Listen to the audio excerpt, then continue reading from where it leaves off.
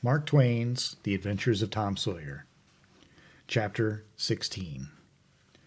About noon the next day, the boys arrived at the dead tree. They had come for their tools. Tom was impatient to go to the haunted house. Huck was measurably so, also, but suddenly said, "Looky here, Tom, do you know what day it is?" Tom mentally ran over the days of the week and then quickly lifted his eyes with a startled look in them. "My, I never once thought of it, Huck." "Well, I didn't either, but all at once it popped onto me that it was Friday." "Blame it, a body can't be too careful, Huck. We might have got into an awful scrape tackling such a thing on a Friday." "Might. Better say we would. There's some lucky days, maybe, but Friday ain't." "Any fool knows that. I don't reckon you was the first that found it out, Huck." "Well, I never said I was, did I? And Friday ain't all, either. I had a rotten bad dream last night. Dreamt about rats." "No. Sure sign of trouble. Did they fight?" "No." "Well, that's good, Huck. When they don't fight, it's only a sign that there's trouble around, you know. All we got to do is look mighty sharp and keep out of it. We'll drop this thing for today and play. Do you know Robin Hood, Huck?" "No. Who's Robin Hood?" "Why, he was one of the greatest men that was ever in England, and the best. He was a robber." "Cracky, I wished I was. Who'd he rob?" "Only sheriffs and bishops, and rich people and kings and such like. But he never bothered the poor. He loved 'em. He always divided up with 'em perfectly square." "Well, he must have been a brick." "I bet you he was, Huck. Oh, he was the noblest man that ever was. They ain't any such men now, I can tell you. He could lick any man in England with one hand tied behind him, and he could take his U-bow and plug a 10-cent piece every time, a mile and a half." "What's a U-bow?" "I don't know. It's some kind of a bow, of course, and if he hit that dime only on the edge he would set down and cry and curse. But we'll play Robin Hood. It's nobby fun. I'll learn you." "I'm agreed." So they played Robin Hood all the afternoon, now and then casting a yearning eye down upon the haunted house and passing a remark about the morrow's prospects and possibilities there. As the sun began to sink into the west, they took their way homeward athwart the long shadows of the trees, and soon were buried from sight in the forests of Cardiff Hill. On Saturday, shortly after noon, the boys were at the dead tree again. They had a smoke and a chat in the shade, and then dug a little in their last hole, not much with great hope, but merely because Tom said there were so many cases where people had given up a treasure after getting down within 6 inches of it, and then somebody else had come along and turned it up with a single thrust of a shovel. The thing failed this time, however, so the boys shouldered their tools and went away feeling that they had not trifled with fortune, but had fulfilled all the requirements that belonged to the business of treasure hunting. When they reached the haunted house, there was something so weird and grisly about the dead silence that reigned there under the baking sun, and something so depressing about the loneliness and desolation of the place, that they were afraid for a moment to venture in. Then they crept to the door and took a trembling peep. They saw a weed-grown, floorless room, unplastered, an ancient fireplace, vacant windows, a ruinous staircase, and here and there and everywhere hung ragged and abandoned cobwebs. They presently entered softly with quickening pulses, talking in whispers, ears alert to catch the slightest sound, and muscles tense and ready for instant retreat. In a little while, familiarity modified their fears, and they gave the place a critical and interested examination, rather admiring their own boldness and wondering at it, too. Next, they wanted to look upstairs. This was something like cutting off retreat, but they got to daring each other, and of course there could be but one result. They threw their tools into a corner and made the ascent. Up there were the same signs of decay. In one corner they found a closet that promised a mystery, but the promise was a fraud. There was nothing in it. Their courage was up now and well in hand. They were about to go down and begin work when "Shh," said Tom. "What is it?" whispered Huck, blanching with fright. "Shh, there. Hear it?" "Yes. Oh, my. Let's run." "Keep still. Don't you budge. They're coming right toward the door." The boys stretched themselves upon the floor with their eyes to knotholes in the planking and lay waiting in a misery of fear. "They've stopped. No? Coming. Here they are. Don't whisper another word, Huck. My goodness, I wish I was out of this." Two men entered. Each boy said to himself, "There's the old deaf and dumb Spaniard that's been about town once or twice lately. Never saw t'other man before." T'other was a ragged, unkempt creature with nothing very pleasant in his face. The Spaniard was wrapped in a serape. He had bushy white whiskers, long white hair flowed from under his sombrero, and he wore green goggles. When they came in, T'other was talking in a low voice. They sat down on the ground, facing their door, with their backs to the wall, and the speaker continued his remarks. His manner became less guarded and his words more distinct as he proceeded. "No," said he, "I've thought it over, and I don't like it. It's dangerous." "Dangerous?" grunted the half-deaf and dumb Spaniard, to the vast surprise of the boys. "Milksop." Then his voice made the boys gasp and quake. It was Injun Joe's. There was silence for some time. Then Joe said, "What's any more dangerous than that job up yonder? But nothing's come of it." "That's different.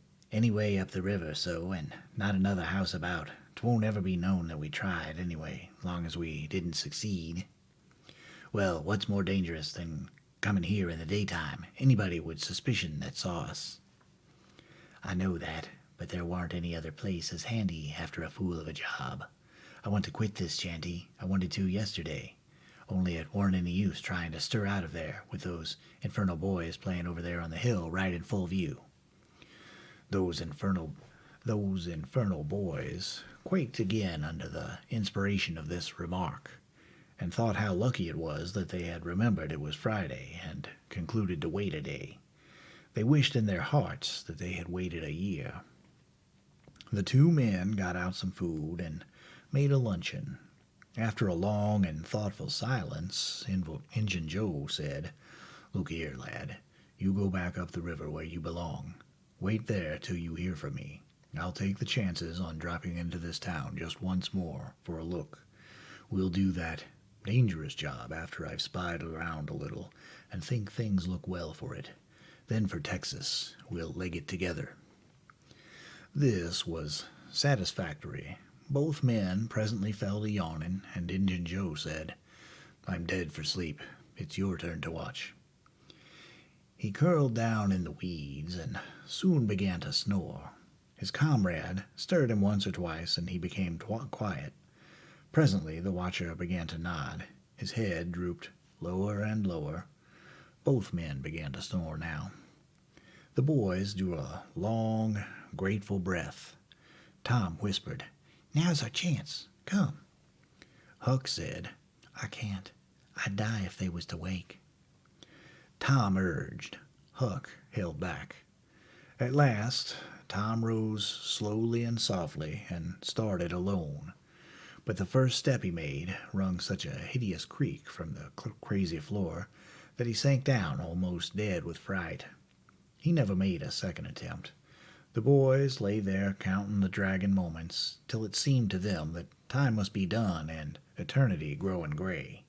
And then they were grateful to note that at last the sun was setting.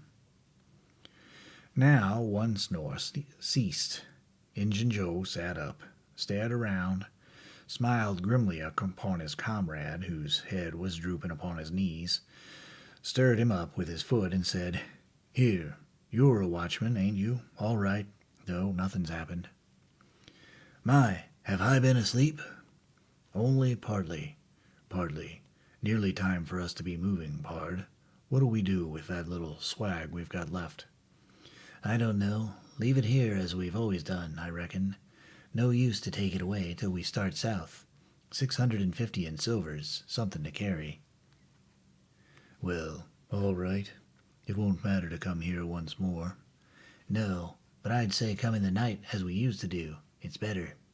"Yes, but look here. It may be a good while before I get the right chance at that job. Accidents may happen. Tain't in such a very good place. We'll just regularly bury it, and bury it deep." "Good idea," said the comrade, who walked across the room, knelt down, raised one of the rearward hearthstones, and took out a bag that jingled pleasantly. He subtracted from it $20 or $30 for himself, and as much for Injun Joe, and passed the bag to the latter, who was on his knees in the corner, now digging with his bowie knife. The boys forgot all their fears, all their miseries in an instant. With gloating eyes they watched every movement. Luck, the splendor of it, was beyond all imagination. $600 was money enough to make half a dozen boys rich. Here was treasure hunting under the happiest auspices. There would not be any bothersome uncertainty as to where to dig. They nudged each other every moment, eloquent nudges and easily understood, for they simply meant, "Oh, but ain't you glad now we're here?" Joe's knife struck upon something. "Hello," said he. "What is it?" said his comrade. "Half-rotten plank, no. It's a box, I believe. Here, bear a hand and we'll see what it's here for. Never mind, I've broke a hole." He reached his hand in and drew it out.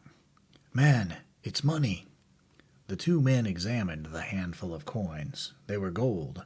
The boys above were as excited as themselves, and as delighted. Joe's comrade said, "We'll make quick work of this. There's an old rusty pick over amongst the weeds in the corner, other side of the fireplace. I saw it a minute ago." He ran and brought the boy's pick and shovel. Injun Joe took the pick, looked it over critically, shook his head, muttered something to himself, and then began to use it. The box was soon unearthed. It was not very large. It was iron-bound and had been very strong before the slow years had injured it. The men contemplated the treasure a while in blissful silence. "Pard, there's thousands of dollars here," said Injun Joe. "'Twas always said that Merle's gang used to be around here one summer," the stranger observed. "I know it," said Injun Joe. "And this looks like it, I should say. Now you won't need to do that job." The half-breed frowned. Said he, "You don't know me. Least, you don't know all about that thing. 'Tain't robbery altogether. It's revenge." And a wicked light flamed in his eyes.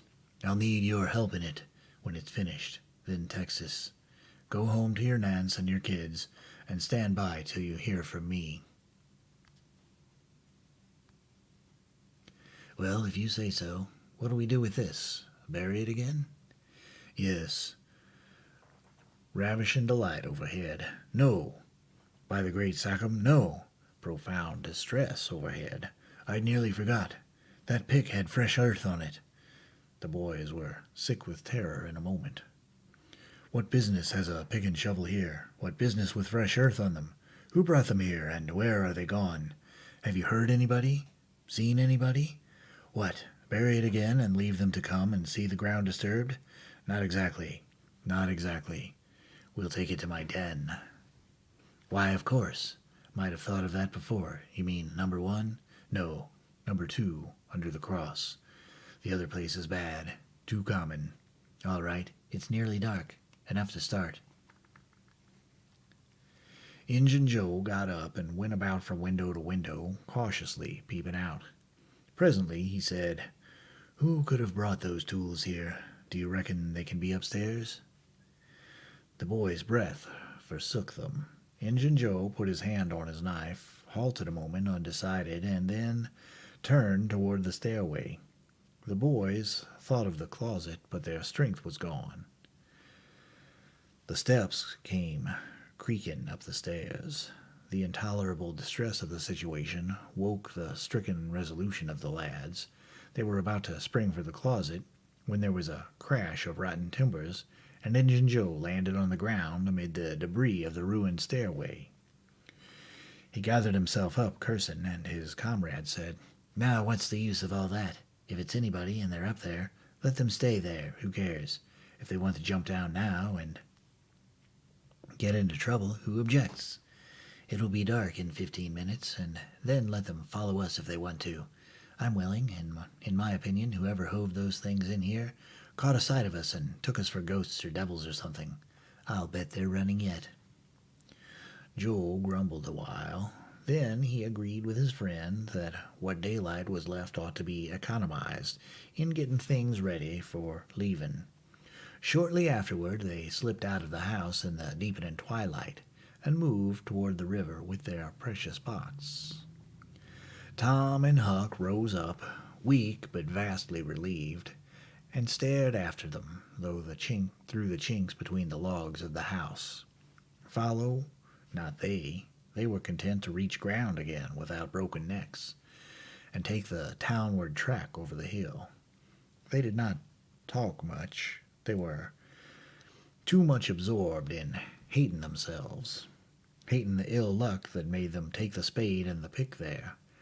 But for that, Injun Joe would never have suspected. He would have hidden the silver with the gold to wait there till his revenge was satisfied, and then he would have had the misfortune to find that money turn up missing. Bitter, bitter luck that the tools were ever brought there. They resolved to keep a lookout for that Spaniard when he should come to town spying out for chances to do his revengeful job, and follow him to number 2, wherever that might be. Then a ghastly thought occurred to Tom. "Revenge? What if he means us, Huck?" "Oh, don't," said Huck, nearly fainting. They talked it all over, and as they entered town they agreed to believe that he might possibly mean somebody else, at least that he might at least mean nobody but Tom, since only Tom had testified. Very, very small comfort it was to Tom to be alone in danger. Company would be a palpable improvement, he thought. Chapter 27. The adventure of the day mightily tormented Tom's dreams that night. 4 times he had his hands on that rich treasure, and 4 times it wasted to nothingness in his fingers as sleep forsook him and wakefulness brought back the hard reality of his misfortune. As he lay in the early morning recalling the incidents of his great adventure, he noticed that they seemed curiously subdued and far away, somewhat as if they had happened in another world, or in a time long gone by. Then it occurred to him that the great adventure itself must be a dream. There was one very strong argument in favor of this idea, namely, that the quantity of coin he had seen was too vast to be real.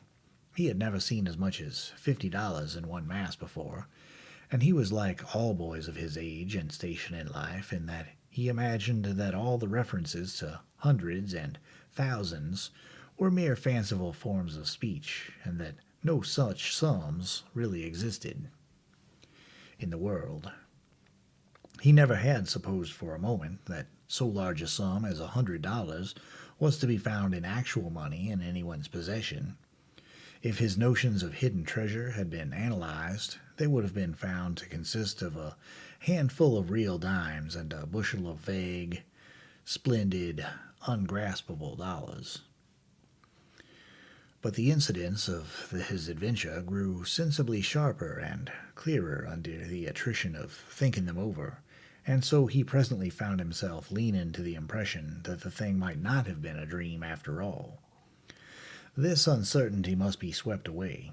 He would snatch a hurried breakfast and go and find Huck.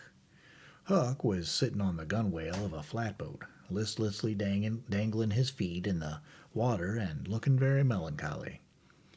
Tom concluded to let Huck lead up to the subject.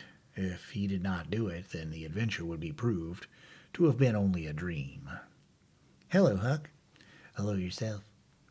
Silence for a minute. Tom, if we'd 'a' left the blamed tools at that dead tree, we'd 'a' got the money. Oh, ain't it awful? "'Tain't a dream, then. 'Tain't a dream. Somehow I most wish it was. Dogged if I don't, Huck." What tain't a dream? "Oh, that thing yesterday. I been half thinking it was."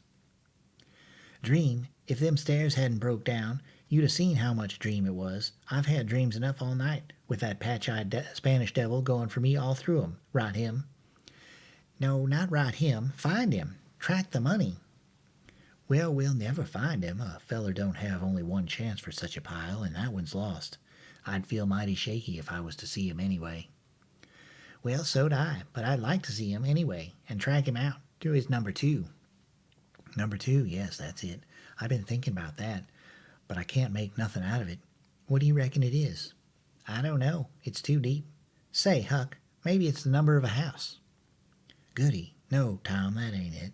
If it is, it ain't in this one-horse town. There ain't no numbers here." "Well, that's so. Let me think a minute. Here, it's the number of a room in a tavern, you know." "Oh, that's the trick. "They ain't only 2 taverns. We can find out quick. You stay here, Huck, till I come." Tom was off at once. He did not care to have Huck's company in public places. He was gone half an hour. He found that in the best tavern, number 2 had long been occupied by a young lawyer, and was still so occupied. In the less ostentatious house, number 2 was a mystery. The tavern keeper's young son said it was kept locked all the time, and he never saw anybody go into it or come out of it except at night. He did not know any particular reason for this state of things. It had some little curiosity, but it was rather feeble, and made the most of the mystery by entertaining himself with the idea that that room was haunted.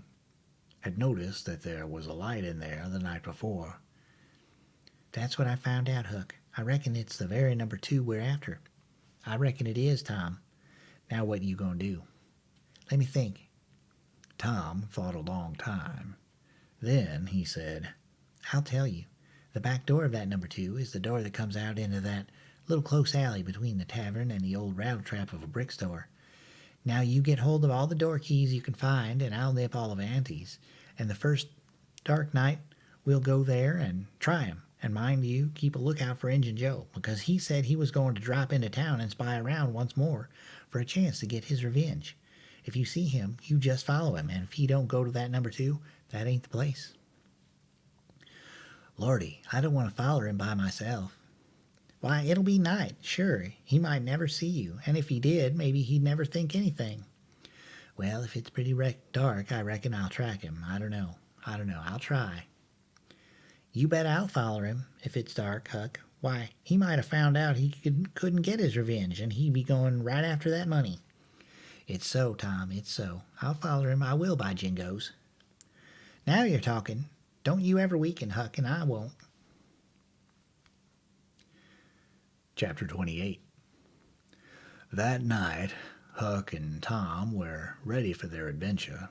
They hung about the neighborhood of the tavern until after 9, one watching the alley at a distance and the other the tavern door. Nobody entered the alley or left it. Nobody resembling the Spaniard entered or left the tavern door. The night promised to be a fair one, so Tom went home with the understanding that if a considerable degree of darkness came on, Huck was to come and meow, whereupon he would slip out and try the keys. But the night remained clear, and Huck closed his watch and retired to bed in an empty sugar hogshead about 12. Tuesday the boys had the same ill luck, also Wednesday. But Thursday night promised better. Tom slipped out in good season with his aunt's old tin lantern and a large towel to blindfold it with. He hid the lantern in Huck's sugar hogshead, and the watch began. An hour before midnight the tavern closed up, and its lights, the only ones thereabout, were put out. No Spaniard had been seen. Nobody had entered or left the alley. Everything was auspicious. The blackness of darkness reigned.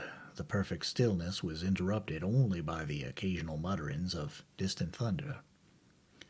Tom got his lantern, lit it in the hogshead, wrapped it closely in the towel, and the two adventurers crept in the gloom toward the tavern. Huck stood sentry, and Tom felt his way into the alley. Then there was a season of waiting anxiety that weighed upon Huck's spirits like a mountain. He began to wish he could see a flash from the lantern. It would frighten him, but it would also, at least, tell him that Tom was alive yet. It seemed hours since Tom had disappeared. Surely he must have fainted. Maybe he was dead. Maybe his heart had burst under terror and excitement.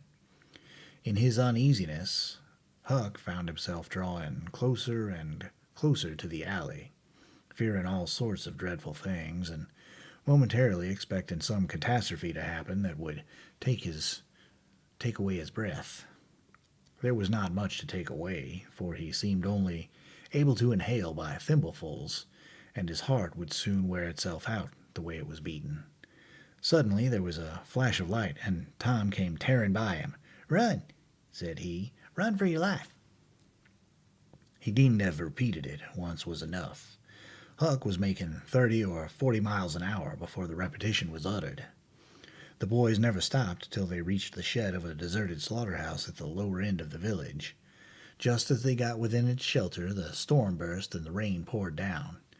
As soon as Tom got his breath, he said, "Huck, it was awful. I tried 2 of the keys just as soft as I could, but they seemed to make such a power of racket that I couldn't hardly get my breath, I was so scared.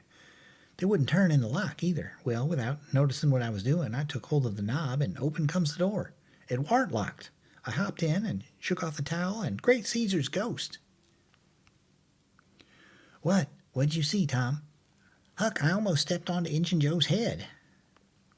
"No." "Yes, he was lying there, sound asleep on the floor, with his old patch on his eye and his arms spread out." "Lordy, what did you do? Did he wake up?" "No, never budged. Drunk, I reckon. I just grabbed that towel and started." "I'd have never thought of the towel, I bet." "Well, I would. My aunt would make me mighty sick if I lost it." "Say, Tom, did you see that box?" "Huck, I didn't wait to look around. I didn't see the box. I didn't see the cross. I didn't see anything but a bottle and a tin cup on the floor by Injun Joe. Yes, I saw 2 barrels and lots more bottles in the room." "Don't you see now what's the matter with that haunted room?" "How?" "Why, it's haunted with whiskey. Maybe all the temperance taverns have got a haunted room. Hey, Huck." "Well, I reckon maybe that's so. Who'd have thought such a thing? But say, Tom, now's a mighty good time to get that box if Injun Joe's drunk." "It is that. You try it." Huck shuddered. "Well, no, I reckon not." "And I reckon not, Huck. Only 1 bottle alongside of Injun Joe ain't enough. If there had been 3, he'd been drunk enough and I'd do it." There was a long pause for reflection, and then Tom said, "Looky here, Huck, let's not try that thing any more till we know Injun Joe's not in there. It's too scary. Now, if we watch every night, we'll be dead sure to see him go out, sometime or other, and then we'll snatch that box quicker'n lightning." "Well, I'm agreed. I'll watch the whole night long, and I'll do it every night, too, if you'll do the other part of the job." "All right, I will. All you got to do is trot up Hooper Street a block and meow, and if I'm asleep, you throw some gravel at the window, and that'll fetch me." "Agreed, and good as wheat. Now, Huck, storm's over, and I'll go home. It'll begin to be daylight in a couple of hours. You go back and watch that long, will you?"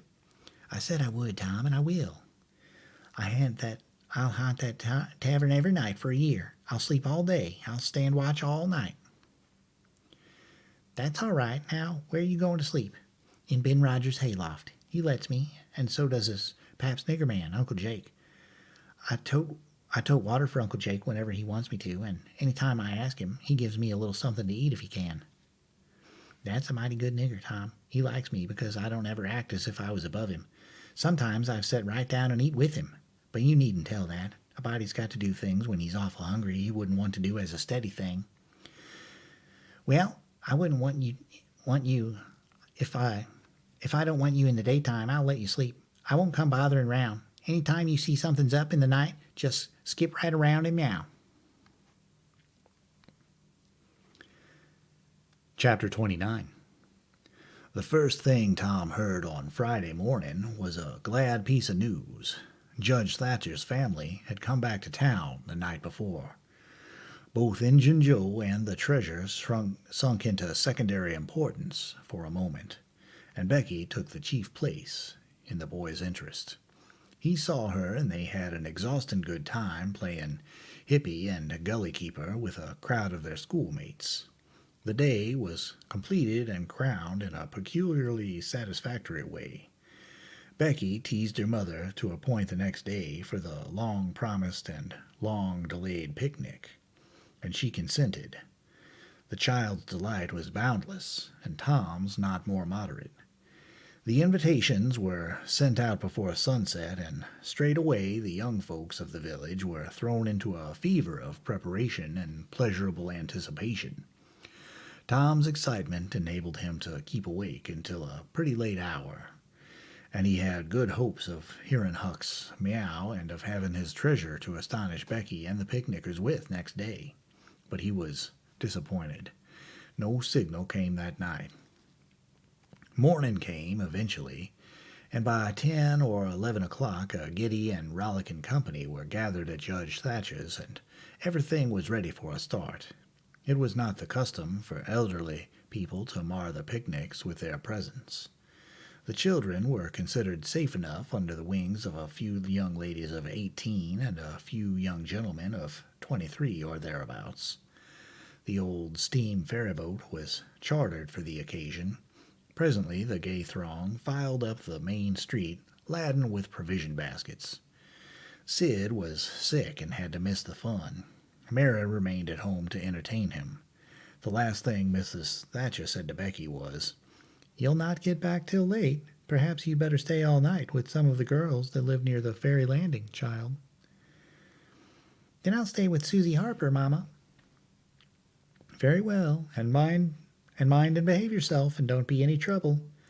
Presently, as they tripped along, Tom said to Becky, "Say, I'll tell you what we'll do. Instead of going to Joe Harper's well, we'll climb right up the hill and stop at the Widow Douglas's. She'll have ice cream. She has it most every day, dead loads of it, and she'll be awful glad to have us." "Oh, that will be fun." Then Becky reflected a moment and said, "But what will Mama say?" "How'll she ever know?" The girl turned over the idea in her mind and said reluctantly, "I reckon it's wrong, but shucks, your mother won't know, and so what's the harm? All she wants is that you'll be safe, and I bet you she'd have said go there if she'd have thought of it. I know she would." The Widow Douglas' splendid hospitality was a tempting bait. It and Tom's persuasions presently carried the day. So it was decided to say nothing to anybody about the night's program. Presently it occurred to Tom that maybe Huck might come this very night and give the signal. The thought took a deal of the spirit out of his anticipations. Still, he could not bear to give up the fun at Widow Douglas's. And why should he give it up, he reasoned. The signal did not come the night before, so why should it be any more likely to come tonight? The sure fun of the evening outweighed the uncertain treasure, and, boylike, he determined to yield to the stronger inclination, and not allow himself to think of the box of money another time that day. 3 miles below town, the ferryboat stopped at the mouth of a woody hollow and tied up. The crowd swarmed ashore, and soon the forest distances and craggy heights echoed far and near with shoutings and laughter. All the different ways of getting hot and tired were gone through with, and by the rovers straggled back to camp, fortified with responsible appetites, and then the destruction of the good things began. After the feast, there was a refreshing season of rest and chat in the shade of spreading oaks. By and by, somebody shouted, "Who's ready for the cave?" Everybody was. Bundles of candles were procured, and straightway there was a general scamper up the hill. The mouth of the cave was up the hillside, an opening shaped like the letter A. Its massive oaken door stood unbarred. Within a small chamber, chilly as an ice-house, and walled by nature with solid limestone that was dewy with a cold sweat. It was romantic and mysterious to stand here in the deep gloom and look out upon the green valley shining in the sun. But the impressiveness of the situation quickly wore off, and the romping began again. The moment a candle was lighted here, there was a general rush upon the owner of it. A struggle and a gallant defense followed, but the candle was soon knocked down or blown out, and then there was a glad clamor of laughter and a new chase. But all things have an end. By and by, the procession went filing down the steep descent of the main avenue, the flickering rank of lights dimly revealing the lofty walls of rock, almost to their point of junction 60 feet overhead. This main avenue was not more than 8 or 10 feet wide. Every few steps, other lofty and still narrower crevices branched from it on either hand, for McDougal's cave was but a vast labyrinth of crooked aisles that ran into each other and out again and led nowhere. It was said that one might wander days and nights together through its intricate tangle of rifts and chasms, and never find the end of the cave, and that they might go down, and still down into the earth, and it was just the same, labyrinth under labyrinth, and no end to any of them. No man knew the cave. That was an impossible thing. Most of the young men knew a portion of it, and it was not customary to venture much beyond this known portion. Tom Sawyer knew as much of the cave as anyone. The procession moved along the main avenue some 3/4 of a mile, and then groups and couples began to slip aside into branch avenues, fly along the dismal corridors, and take each other by surprise at points where the corridors joined again. Parties were able to elude each other for the space of half an hour without going beyond the known ground. By and by, one group after another came straggling back to the mouth of the cave, panting, hilarious, smeared from head to foot with tallow drippings, daubed with clay, and entirely delighted with the success of the day. Then they were astonished to find that they had been taking no note of time and that night was about at hand. The clanging bell had been calling for half an hour. However, this sort of close to the day's adventures was romantic and therefore satisfactory. When the ferryboat with her wild freight pushed into the stream, nobody cared 6 pence for the wasted time but the captain of the craft. Huck was already upon his watch when the ferryboat's light went glinting past the wharf. He heard no noise on board, for the young people were as subdued and still as people usually are who are nearly tired to death. He wondered what boat it was and why she did not stop at the wharf, and then he dropped her out of his mind and put his attention upon his business. The night was growing cloudy and dark. 10 o'clock came, and the noise of vehicles ceased. Scattered lights began to wink out. All straggling foot passengers disappeared. The village betook itself to its slumbers and left the small watcher alone with the silence and the ghosts. 11 o'clock came, and the tavern lights were put out. Darkness everywhere now. Huck waited what seemed a weary long time, but nothing happened. His faith was weakening. Was there any use? Was there really any use? Why not give it up and turn in? A noise fell upon his ear. He was all attention in an instant. The alley door closed softly. He sprang to the corner of the brick store. The next moment, 2 men brushed by him, and one seemed to have something under his arm. It must be that box. So they were going to remove the treasure. Why call Tom now? It would be absurd. The men would get away with the box and never be found again. No, he would stick to their wake and follow them. He would trust to the darkness for security from discovery. So, communing with himself, Huck stepped out and glided along behind the men, cat-like with bare feet, allowing them to keep just far enough ahead not to be invisible. They moved up the river street 3 blocks, then turned to the left up a cross street. They went straight ahead then till they came to the path that led up Cardiff Hill.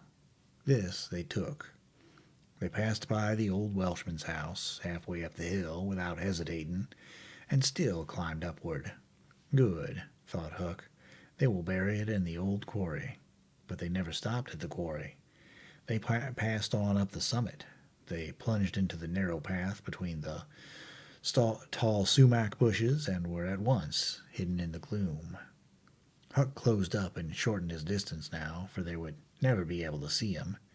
He trotted along a while, then slackened his pace, fearing he was going too fast. Moved on a piece, then stopped altogether. Listened. No sound. None, save that he seemed to hear the beating of his own heart. The hooting of an owl came over the hill, ominous sound. But no footsteps. Heavens, was everything lost? He was about to spring with winged feet when a man cleared his throat not 4 feet from him. Huck's heart shot into his throat, but he swallowed it again, and then he stood there shaken as if a dozen agues had taken charge of him at once, and so weak that he thought he must surely fall to the ground. He knew where he was.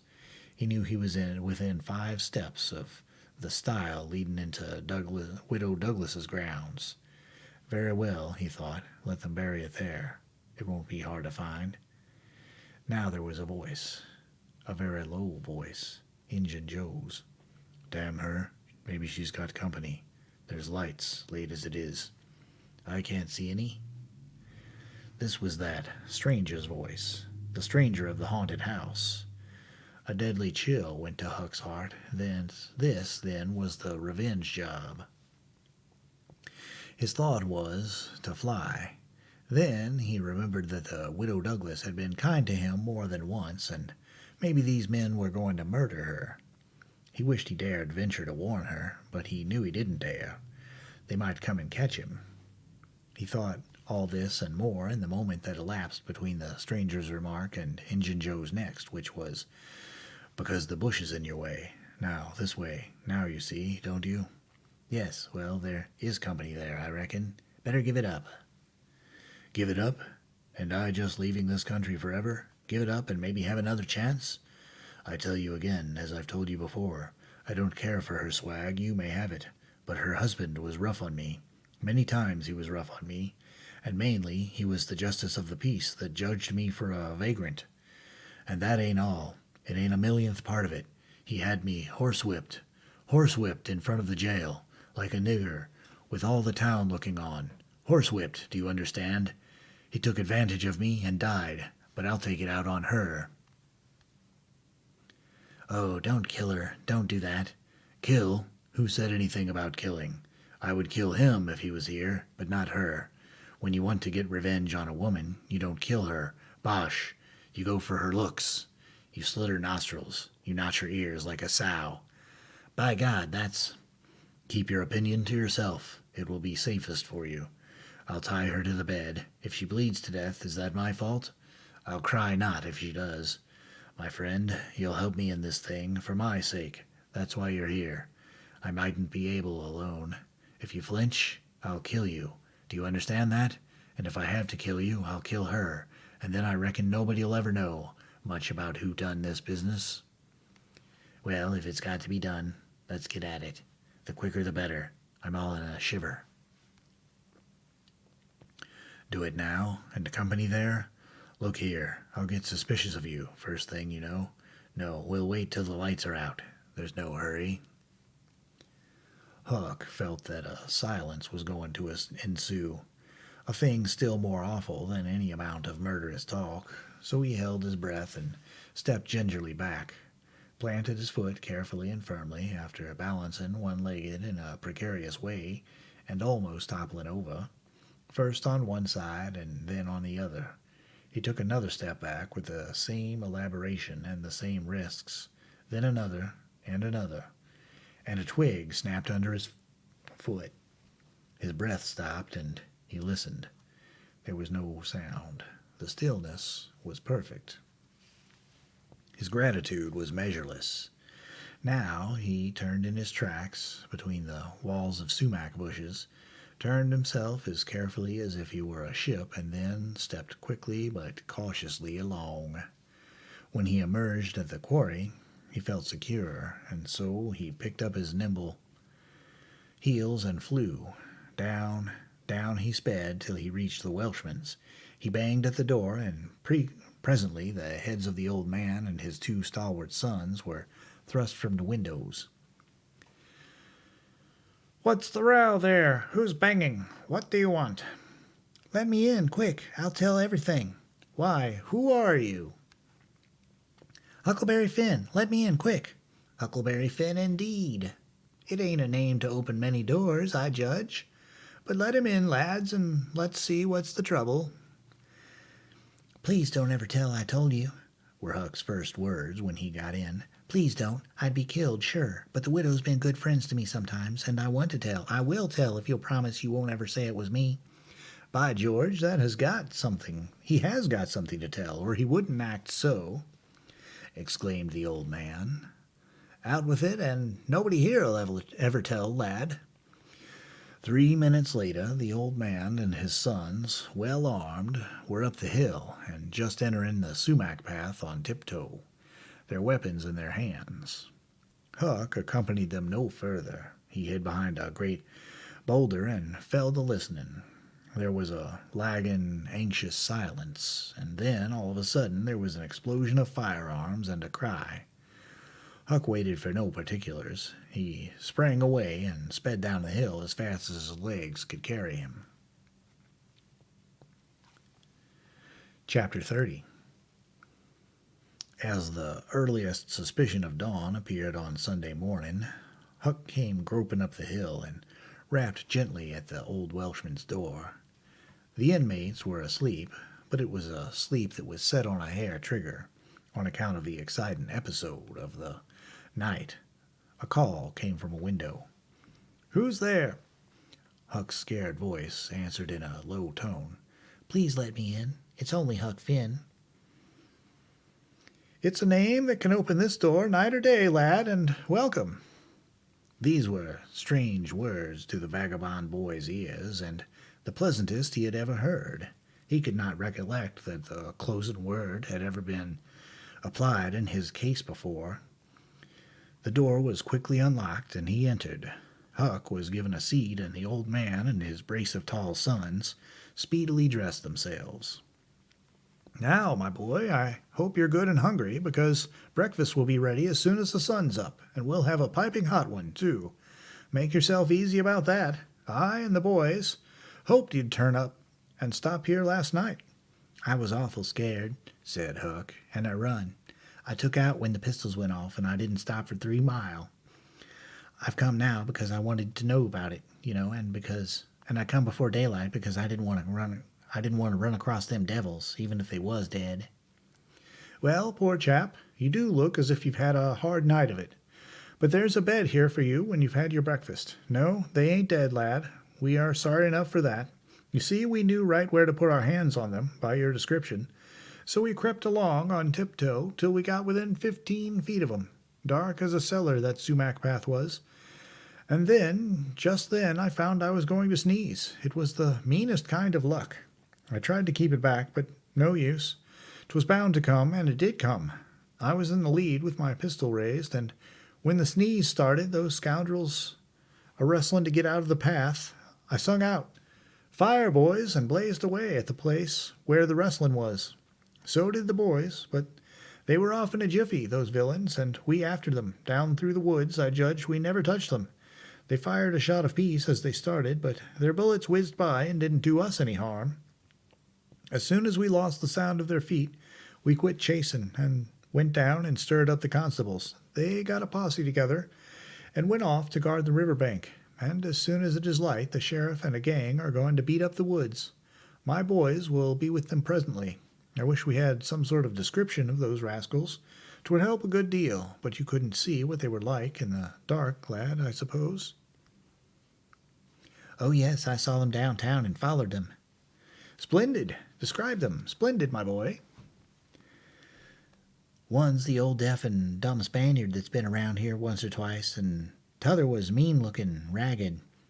"That's enough, lad. We know the men. Happened on them in the woods back of the widow's one day, and they slunk off with you boys, and Tell the sheriff, get your breakfast tomorrow morning. The Welshman's sons departed at once. As they were leaving the room, Huck sprang up and exclaimed, "Oh, please don't tell anybody it was me that blowed on them. Oh, please." All right, if you say it, Huck, but you ought to have credit of what you did. "Oh, no, no, please don't tell." When the young men were gone, the old Welshman said, Well, they won't, and I won't. But why don't you want it known? Huck would not explain further than to say that he already knew too much about one of those men, and would not have the man know that he knew anything against him for the whole world. He would be killed for knowing it, sure. The old man promised secrecy once more, and said, How did you come to follow these fellows, lad? They were looking suspicious? Huck was silent while he framed a duly cautious reply. Then he said, "Well, you see, I'm a kind of a hard lot, at least everybody says so, and I don't see nothing agin it, and sometimes I can't sleep much on account of thinking about it and sort of trying to strike out a new way of doing. That was the way it was last night. I couldn't sleep, and so I come along up street about midnight, a-turning it all over, and when I got that old shackly brick store by the Temperance Tavern, I backed up agin the wall to have another think. Well, just then along come these two chaps slipping along close by me with something under their arm, and I reckon they'd stole it. One was a-smoking, and t'other wanted a light, so they stopped right before me, and the cigars lit up their faces, and I see that the big one was the deaf and dumb Spaniard by his white whiskers and the patch on his eye, and t'other one was a rusty, ragged-looking devil." Could you see the rags by the light of the cigars? This staggered Huck for a moment. Then he said, "Well, I don't know, but somehow it seems as if I did." Then they went on, and you... "I followed him, yes, that was it. I wanted to see what was up. They sneaked along so, I dogged 'em to the widder's stile, and stood in the dark and heard the ragged one beg for the widder, and the Spaniard swear he'd spile her looks, just as I told you and your two." What, the deaf and dumb man said all that? Huck had made another terrible mistake. He was trying his best to keep the old man from getting the faintest hint of who the Spaniard might be, and yet his tongue seemed determined to get him into trouble despite of all he could do. He made several efforts to creep out of his scrape, but the old man's eye was upon him, and he made blunder after blunder. Presently the Welshman said, My boy, don't be afraid of me. I wouldn't hurt a hair of your head for all the world. No, I'd protect you. I'd protect you. This Spaniard is not deaf and dumb. You've let that slip without intending it. You can't cover that up now. You know something about that Spaniard that you want to keep dark. Now, trust me. Tell me what it is, and trust me. I won't betray you." Huck looked into the old man's honest eyes a moment, then bent over and whispered in his ear, "'Tain't a Spaniard. It's Injun Joe." The Welshman almost jumped out of his chair. In a moment he said, "It's all plain enough now. When you talked about notching ears and slitting noses, I judged that that was your own embellishment, because white men don't take that sort of revenge, but an Injun, that's a different matter altogether." During breakfast the talk went on, and in the course of it the old man said that the last thing which he and his sons had done before going to bed was to get a lantern and examine the stile and its vicinity for marks of blood. They found none, but captured a bulky bundle of what? If the words had been lightning, they could not have leapt with a more stunning suddenness from Huck's blanched lips. His eyes were staring wide now, and his breath suspended, waiting for the answer. The Welshman started, stared in return 3 seconds, 5 seconds, 10, then replied, "Of burglar's tools. Why, what's the matter with you?" Huck sank back, panting gently but deeply, unutterably grateful. The Welshman eyed him gravely, curiously, and presently said, "Yes, burglar's tools. That appears to relieve you a good deal, but what did give you that turn? What were you expecting we'd find?" Huck was in a close place. The inquiring eye was upon him. He would have given anything for material for a plausible answer. Nothing suggested itself. The inquiring eye was boring deeper and deeper. A senseless reply offered. There was no time to weigh it, so at a venture he uttered feebly, Sunday school books, maybe? Poor Huck was too distressed to smile, but the old man laughed loud and joyously, shook up the details of his anatomy from head to foot, and ended by saying that such a laugh was money in a man's pocket because it cut down the doctor's bill like everything. Then he added, Poor old chap, you're white and jaded. You ain't well a bit. No wonder you're a little flighty and off your balance. But you'll come out of it. Rest and sleep will fetch you out all right, I hope. Huck was irritated to think he had been such a goose and betrayed such a suspicious excitement, for he had dropped the idea that the parcel brought from the tavern was the treasure. As soon as he had heard the talk at the widow's stile, he had only thought it was not the treasure, however, he had not known that it wasn't, and so the suggestion of a captured bundle was too much for his self-possession. But on the whole he felt glad the little episode had happened, for now he knew beyond all question that that bundle was not the bundle, and so his mind was at rest and exceedingly comfortable. In fact, everything seemed to be drifting just in the right direction. Now the treasure might still be in number 2. The men would be captured and jailed that day, and he and Tom could seize the gold that night without any trouble or any fear of interruption. Just as breakfast was completed, there was a knock at the door. Huck jumped for a hiding place, for he had no mind to be connected even remotely with the late event. The Welshman admitted several ladies and gentlemen, and among them the widow Douglas, and noticed that groups of citizens were climbing up the hill to stare at the stile. So the news had spread. The Welshman had to tell the story of the night to the visitors. The widow's gratitude for her preservation was outspoken. Don't say a word about it, madam. There's another that you're more beholden to than you are to me and my boys, maybe, but he doesn't allow me to tell his name. We wouldn't have been there but for him. Of course, this excited a curiosity so vast that it almost belittled the main matter, but the Welshman allowed it to eat into the vitals of his visitors, and through them be transmitted to the whole town, for he refused to part with his secret. When all else had been learned, the widow said, I went to sleep reading in the bed, and slept straight through all that noise. Why didn't you come and wake me? We judged it warn't worth while. Those fellows weren't likely to come again. They hadn't any tools left to work with, and what was the use of waking you up and scaring you to death? My 3 Negro men stood guard at your house all the rest of the night. They've just come back. More visitors came, and the story had to be told and retold for a couple of hours more. There was no Sabbath school during day school vacation, but everybody was early at church. The stirring event was well canvassed. News came that not a sign of the 2 villains had been yet discovered. When the sermon was finished, Judge Thatcher's wife dropped alongside of Mrs. Harper as she moved down the aisle with the crowd and said, Is my Becky going to sleep all day?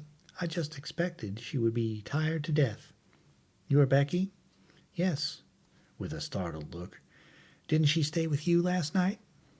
Why, no. Mrs. Thatcher turned pale and sank into a pew, just as Aunt Polly, talking briskly with a friend, passed by. Aunt Polly said, Good morning, Mrs. Thatcher. Good morning, Mrs. Harper. I've got a boy that's turned up missing. I reckon my Tom stayed at your house last night, one of you, and now he's afraid to come to church. I've got to settle with him. Mrs. Thatcher shook her head feebly and turned paler than ever. He didn't stay with us, said Mrs. Harper, beginning to look uneasy. A marked anxiety came into Aunt Polly's face. Joe Harper, have you seen my Tom this morning? No. When did you see him last? Joe tried to remember, but was not sure he could say. The people had stopped moving out of church. Whispers passed along, and a boding uneasiness took possession of every countenance. Children were anxiously questioned, and young teachers. They all said they had not noticed whether Tom and Becky were on board the ferryboat on the homeward trip.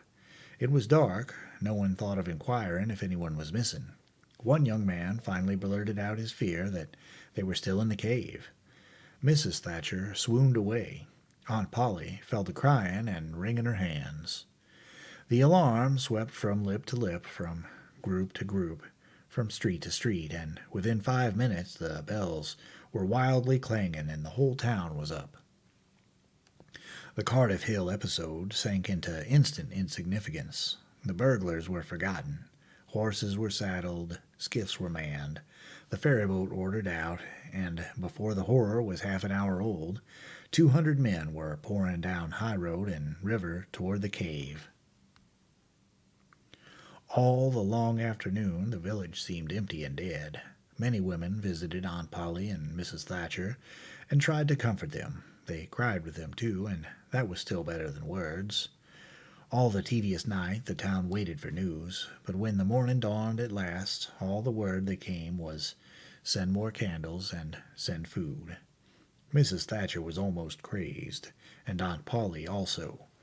Judge Thatcher sent messages of hope and encouragement from the cave, but they conveyed no real cheer. The old Welshman came home toward daylight, spattered with candle grease, smeared with clay, and almost worn out. He found Huck still in the bed that had been provided for him and delirious with fever. The physicians were all at the cave, so the widow Douglas came and took charge of the patient. She said she would do her best by him because, whether he was good, bad, or indifferent, he was the Lord's, and nothing that was the Lord's was a thing to be neglected. The Welshman said Huck had good spots in him, and the widow said, "You can depend on it. That's the Lord's mark. He don't leave it off. He never does. Puts it somewhere on every creature that comes from his hands." Early in the forenoon, parties of jaded men began to straggle into the village, but the strongest of the citizens continued searching. All the news that could be gained was that the remoteness of the caverns were being ransacked that had never been visited before, that every corner and crevice was going to be thoroughly searched, that wherever one wandered through that maze of passages, lights were to be seen flitting hither and thither in the distance, and shoutings and pistol shots sent their hollow reverberations to the ear down somber aisles. In one place, far from the section usually traversed by the tourists, the names Becky and Tom had been found traced upon the rocky wall with candle smoke, and near at hand a grease-soiled bit of ribbon. Mrs. Thatcher recognized the ribbon and cried over it. She said it was the last relic she should ever have of her child, and that no other memorial of her could ever be so precious, because this one parted latest from the living body before the awful death came. Some said that now and then in the cave a faraway speck of light would glimmer, and then a glorious shout would burst forth, and a score of men go trooping down the echoing aisle. And then a sickening disappointment always followed. The children were not there. It was only a searcher's light. 3 dreadful days and nights dragged their tedious hours along, and the village sank into a hopeless stupor. No one had heart for anything. The accidental discovery, just made, that the proprietor of the Temperance Tavern kept liquor on his premises, scarcely fluttered the public pulse, tremendous as the fact was. In a lucid interval, Huck feebly led up to the subject of taverns, and finally asked, dimly dreading the worst, if anything had been discovered at the Temperance Tavern since he had been ill. "Yes," said the widow. Huck started up in bed, wild-eyed. What is it?" "Liquor, and the place has been shut up. Lie down, child. What a turn you did give me." "Only, just tell me one thing. Only one thing, please. Was it Tom Sawyer that found it?" The widow burst into tears. "Hush, hush, child, hush. I've told you before you must not talk. You are very, very sick." Then nothing but liquor had been found. There would have been a great powwow if it had been the gold. So the treasure was gone forever. Gone forever. But what could she be crying about? Curious that she should cry. These thoughts worked their dim way through Huck's mind, and under the wariness they gave him he fell asleep. The widow said to herself, There, he's asleep, poor wreck. Tom Sawyer find it. But pity but somebody could find Tom Sawyer. Ah, there ain't many left now that's got enough hope, or strength enough either, to go on searching. Chapter 31. Now to return to Tom and Becky's share in the picnic. They tripped along the murky aisles with the rest of the company, visiting the familiar wonders of the cave, wonders dubbed with rather over-descriptive names, such as the drawing room, the cathedral, Aladdin's palace, and so on.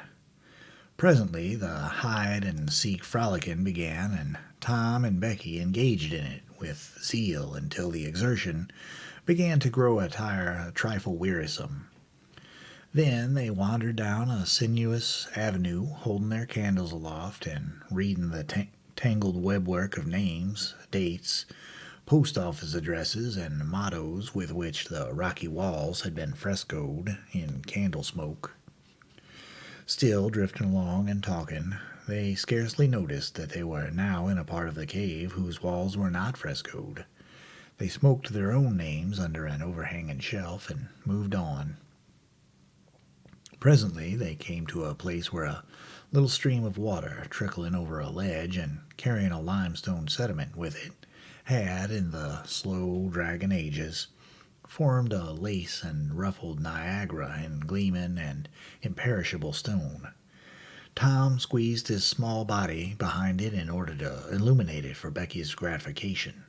He found that it curtained a sort of steep natural stairway which was enclosed between narrow walls, and at once the ambition to be a discoverer seized him. Becky responded to his call, and they made a smoke mark for future guidance and started upon their quest. They wound this way and that, far down into the secret depths of the cave, made another mark, and branched off in search of novelties to tell the upper world about. In one place they found a spacious cavern, from whose ceiling depended a multitude of shining stalactites of the length and circumference of a man's leg. They walked all about it, wondering and admiring, and presently left it by one of the numerous passages that opened into it. This shortly brought them to a bewitching spring, whose basin was encrusted with a frostwork of glittering crystals. It was in the midst of a cavern whose walls were supported by many fantastic pillars, which had been formed by the joining of great stalactites and stalagmites together, the result of the ceaseless water drip of centuries. Under the roof, vast knots of bats had packed themselves together, thousands in a bunch. The lights disturbed the creatures, and they came flocking down by the hundreds, squeaking and darting furiously at the candles. Tom knew their ways and the danger of this sort of conduct. He seized Becky's hand and hurried her into the first corridor that offered, and none too soon, for a bat struck Becky's light out with its wing while she was passing out of the cavern. The bats chased the children a good distance, but the fugitives plunged into every new passage that offered, and at last got rid of the perilous things. Tom found a subterranean lake shortly, which stretched its dim length away until its shape was lost in the shadows. He wanted to explore its borders, but concluded that it would be best to sit down and rest a while. Now, for the first time, the deep stillness of the place laid a clammy hand upon the spirits of the children. Becky said, Why, I didn't notice, but it seems ever so long since I heard any of the others. Come to think, Becky, we were away down below them. I don't know how far away, north, south, or east, or whichever it is. We couldn't hear them here. Becky grew apprehensive. I wonder how long we've been down here, Tom. We better start back. Yes, I reckon we better. Perhaps we better. Can you find the way, Tom? It's all mixed up crookedness to me. I reckon I could find it. But then the bats. If they put our candles out, it will be an awful fix. Let's try some other way so as not to go through there. Well, but I hope we don't get lost. It would be so awful. And the girl shuddered at the thought of the dreadful possibilities. They started through a corridor and traversed it in silence a long way, glancing at each new opening to see if there was anything familiar about the look of it. But they were all strange. Every time Tom made an examination, Becky would watch his face for an encouraging sign, and he would say cheerily, "Oh, it's all right. This ain't the one, but we'll come to it right away." But he felt less and less hopeful with each failure, and presently began to turn off into divergent avenues at sheer random, in desperate hope of finding the one that was wanted. He still said it was all right, but there was such a leaden tread in his heart that the words had lost their ring and sounded just as if he had said, "All is lost." Becky clung to his side in an anguish of fear, and tried hard to keep back the tears, but they would come. At last she said, "Oh, Tom, never mind the bats. Let's go back that way. We seem to get worse and worse off all the time." "Listen," he said. Profound silence. Silence so deep that even their breathings were conspicuous in the hush. Tom shouted. The call went echoing down the empty aisles and died out in the distance in a faint sound that resembled a ripple of mocking laughter. "Oh, don't do it again, Tom. It's too horrid," said Becky. "It's horrid, but I better, Becky. They might hear us, you know." And he shouted again. The might was even a chillier horror than the ghostly laughter. It so confessed a perishing hope. The children stood still and listened, but there was no result. Tom turned upon the back track at once and hurried his steps, but it was a little while before a certain indecision in his manner revealed another fearful fact to Becky.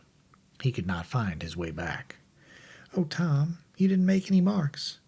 "Becky, I was such a fool, such a fool. I never thought we might want to come back. No, I can't find the way. It's all mixed up. Tom, we are lost. We are lost. We can never get out of this awful place. Oh, why did we ever leave the others?" She sank to the ground and burst into such a frenzy of crying that Tom was appalled with the idea that she might die or lose her reason. He sat down beside her and put his arms around her. She buried her face in his bosom and clung to him. She poured out her terrors, her unavailing regrets, and the far echoes turned them all to jeering laughter. Tom begged her to pluck up hope again, and she said she could not. He fell to blaming and abusing himself for getting her into this miserable situation. This had a better effect. She said she would try to hope again.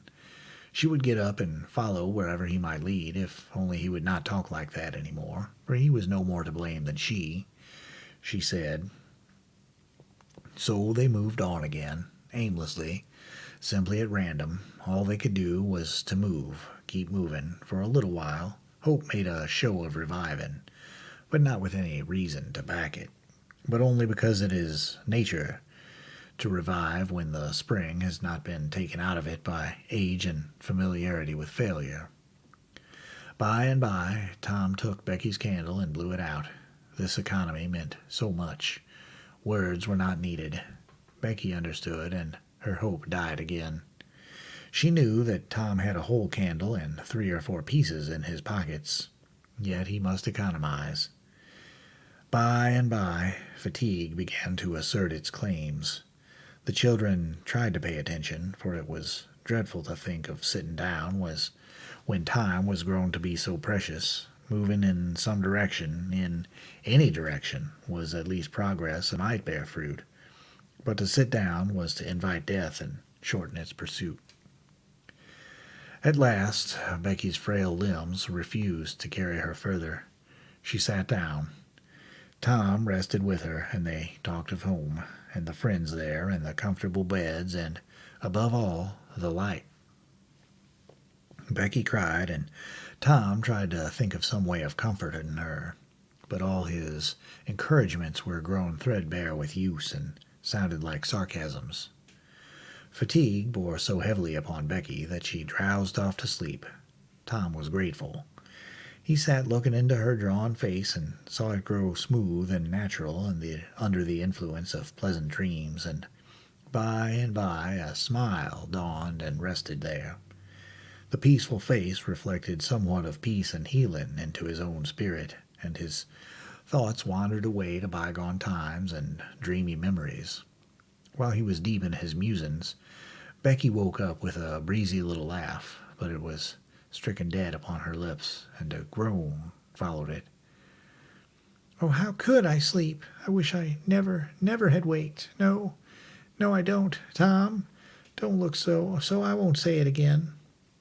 I'm glad you've slept, Becky. You'll feel rested now, and we'll find the way out. We can try, Tom, but I've seen such a beautiful country in my dream. I reckon we are going there. Maybe not. Maybe not. Cheer up, Becky, and let's go on trying.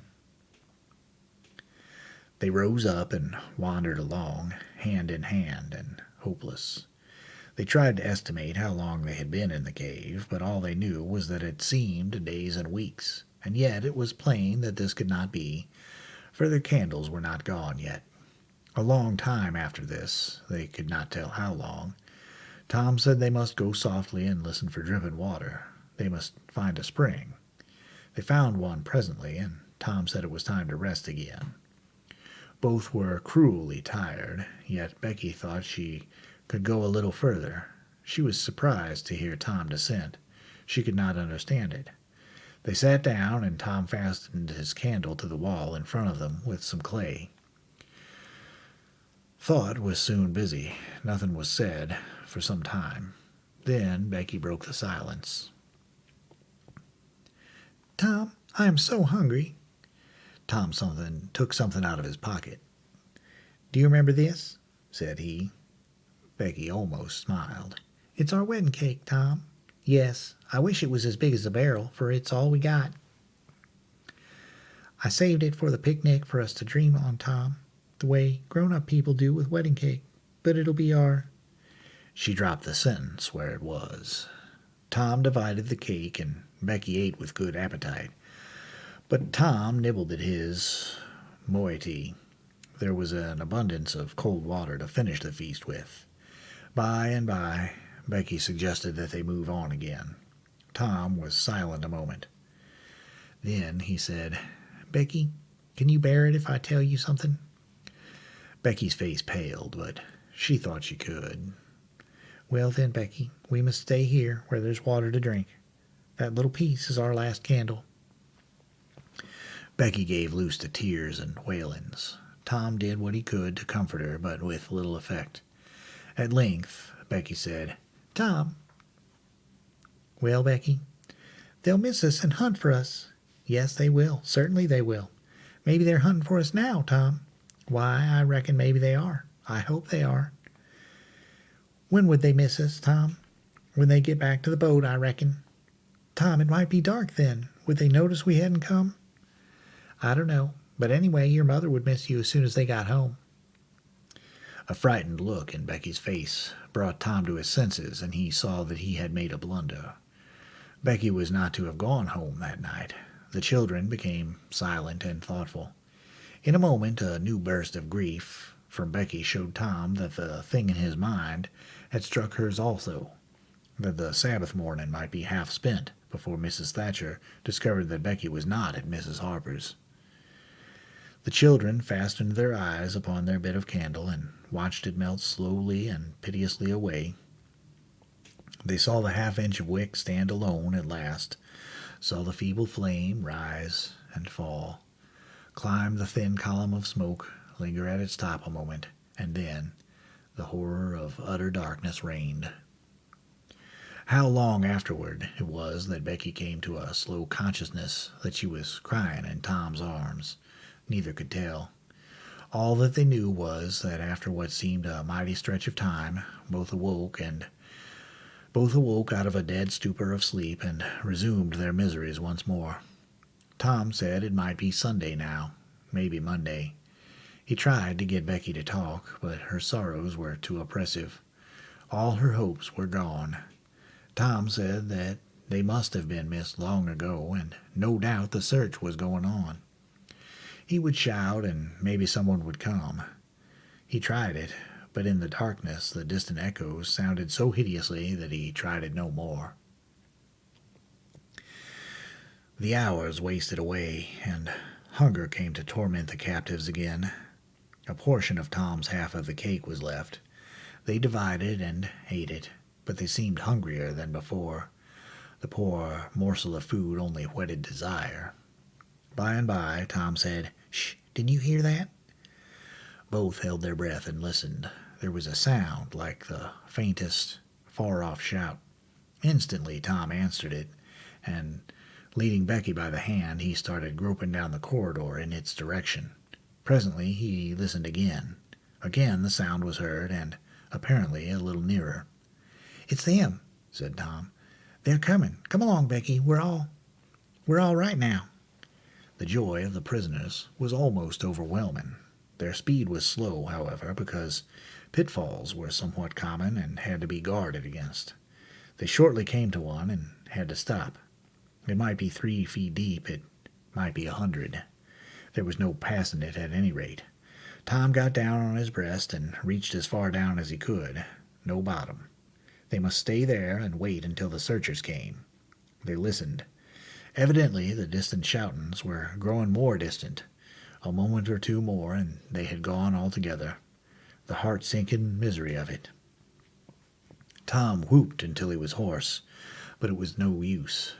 He talked hopefully to Becky, but an age of anxious waiting passed and no sounds came again.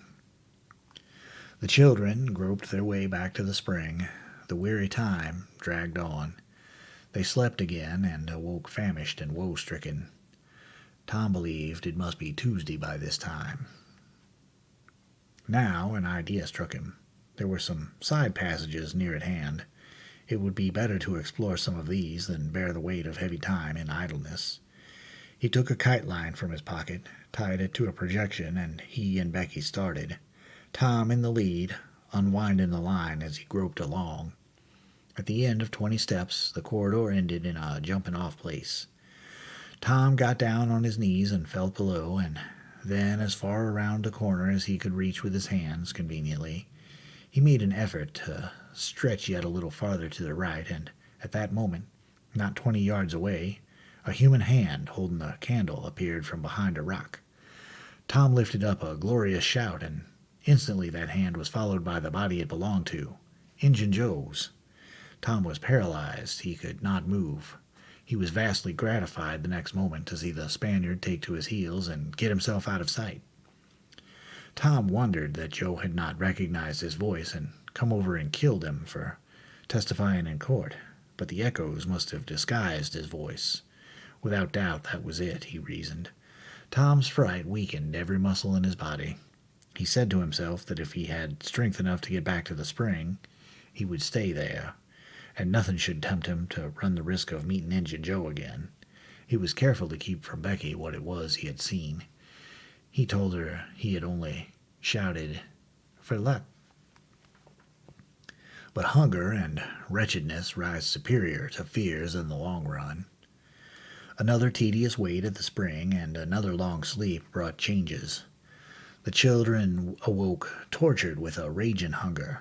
Tom believed that it must be Wednesday or Thursday, or even Friday or Saturday now, and that the search had been given over. He proposed to explore another passage. He felt willing to risk Injun Joe and all other terrors. But Becky was very weak. She had sunk into a dreary apathy and would not be roused.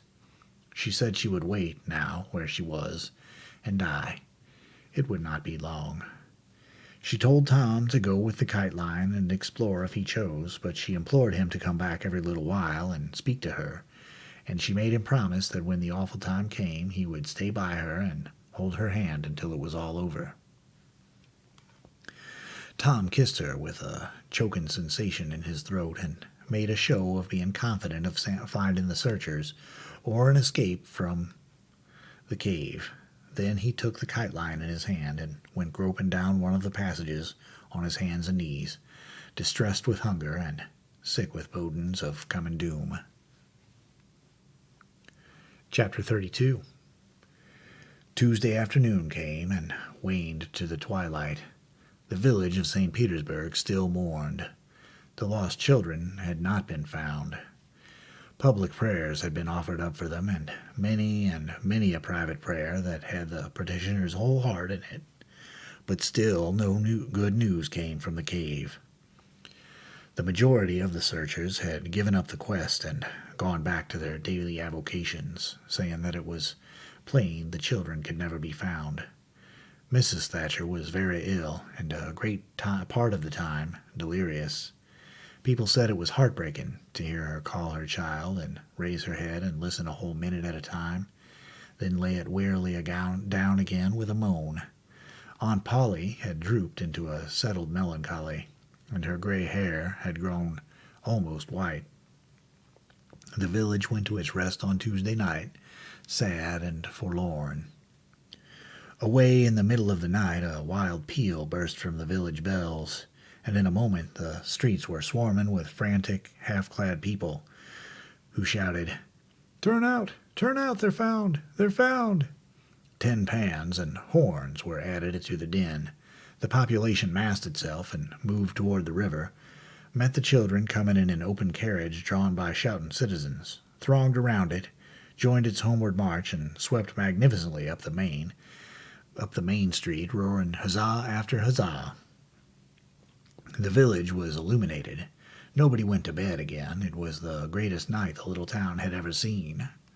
During the first half hour, a procession of villagers filed through Judge Thatcher's house, seized the saved ones, and kissed them, squeezed Mrs. Thatcher's hand, tried to speak but couldn't, and drifted out, raining tears all over the place.